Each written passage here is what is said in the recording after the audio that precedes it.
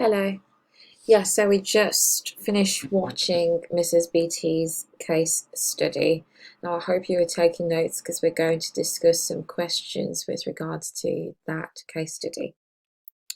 Okay. So the first question is, what kind of discrimination is this? Now remember, we have 6 different types of discrimination: direct discrimination, indirect discrimination, harassment, victimization, discrimination by association, and discrimination by perception. Now, I think that in this scenario, the discrimination highlighted is discrimination by perception and indirect discrimination.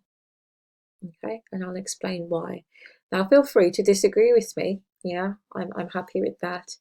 And you can also put in the comment section what you think that this type of discrimination is. Now, I think that they have perceived that her her age has made her IT illiterate. Okay, so they've perceived certain characteristics because of how she looks and because of her age. Now, you could argue that they've treated her unfavorably because of her age, and that is direct discrimination.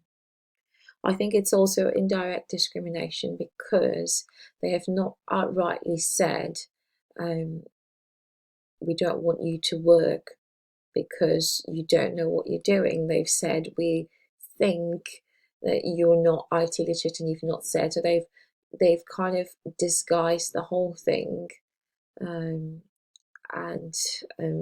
obviously withdrawn their offer for her job. So I think it's indirect discrimination.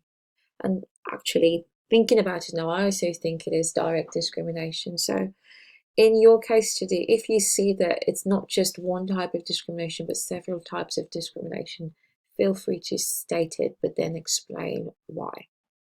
Okay, so why has Mrs. BT been discriminated against? Sorry, I don't know what happened there. Okay, why has Mrs. BT been discriminated against? That's pretty straightforward. She's been discriminated against because of her age. Okay. So sometimes when we think about ICT, we automatically think young people. So they're thinking she probably can't use or won't be quick in using an Apple Mac because of her age. Okay, how could discrimination in this case lead to disempowerment? Well, she could feel insecure. She could lose her confidence. I think obviously she said she had worked in Marks and Spencer for all her life. She's probably thinking, maybe that's what I have to do. I can only be good for this kind of job, and I can't really progress or ask for a promotion even where I'm at. This is just where I'm supposed to be. She could also obviously lose her income if she's quit her job at Marks and Spencer's to find this job, and now they've turned around and said no. She loses income, which obviously leads to reduced standard of living. She could become completely anxious when it comes to any kind of technology, which could lead to depression and poor mental health.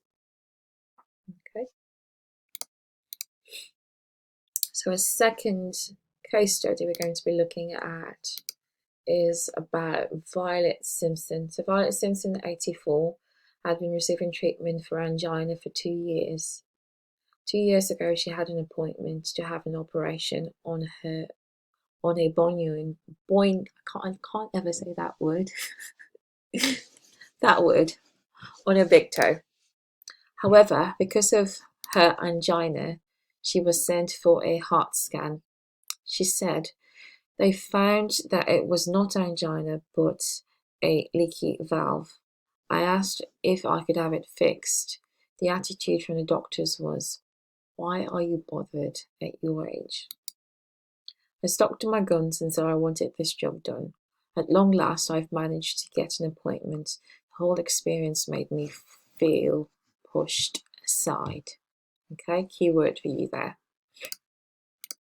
Okay, right, so this is your 5th activity. I want you to discuss the 3 questions we looked at from the previous case study. What kind of discrimination is this? Why has Mrs. Violet been discriminated against? And how could discrimination in this case lead to disempowerment? Okay, again, populate the comment section with answers to these 3 questions. Now, your case study, which is highlighted in your assignment brief, is around Jane Austen. I want you to read through this, and who knows, you might be able to actually start answering this question from today. It's only 500 words. Who knows, by the end of this week you might actually be done with the second part of your assignment. Now, I know that this might seem confusing because we did 1.1 last week, and that was your essay, and obviously this is your case study, which is a completely different assignment. Just to reiterate, your essay is criterias 1.1, 2.1, and 3.1. Your case study is only criteria 1.2, and it's a 500-word evaluation of this scenario. Now, I'm sorry that it's kind of cut off there. So it says meant she would carry on going to the gym, as being active was very important to her. Again, you can find this case study in your assignment brief. Okay, so this is just a little guide on how to answer your case study. And don't fret, we are going to do a tutorial at the end of this unit, and I'm going to, as I did with your first assignment, show you how to write your case study. But this is just the structure of your case study. Obviously, you're going to have an introduction. You start by summarizing the scenario from the previous slide. Highlight what kind of discrimination has Jane Austen experienced. Why has she been discriminated against? And how could discrimination in this case lead to disempowerment? Now, really important part you don't want to miss is making recommendations of how discrimination could have been avoided in that scenario. Now, your recommendations must be based on evidence. So you want to go on and do some research around avoiding discrimination in healthcare and see what researchers are saying for practical ways to avoid discrimination. Then you make your recommendation based on what you've read. And obviously, you conclude like you would any piece of work. Okay, so quick recap. Can you define what discrimination is? If you can, go ahead and tick that. Do you know what the 6 different types of discrimination are? Yes? Good. Can you give some examples of different types of discriminations associated with this 9 protected characteristics that we highlighted there? Good. Can you discuss how discrimination can lead to disempowerment? Good. Will you be able to evaluate a case study? Now, if you answered yes to all these questions, then you can, in fact, start writing your 500-word case study today. And let me encourage you, you can start writing it from today, little and often, rather than leaving it to the last minute, because you're just going to be stressed out. And when you're stressed out, you don't produce good work, I can assure you. Okay, now this is your homework.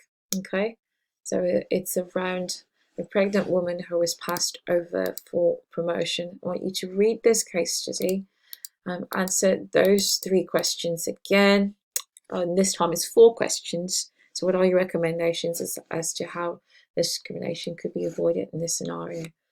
Now I expect that you will do this and hand in a short essay. It doesn't have to be 500 words, maybe 200 words. Sorry about that. 200 words, and put it onto your Padlet, and I'm going to mark it and give you some feedback. This is going to be good practice for actually writing your 500-word case study. And some of what you recommend in question 4, you can actually just put it onto your actual assignment. Okay.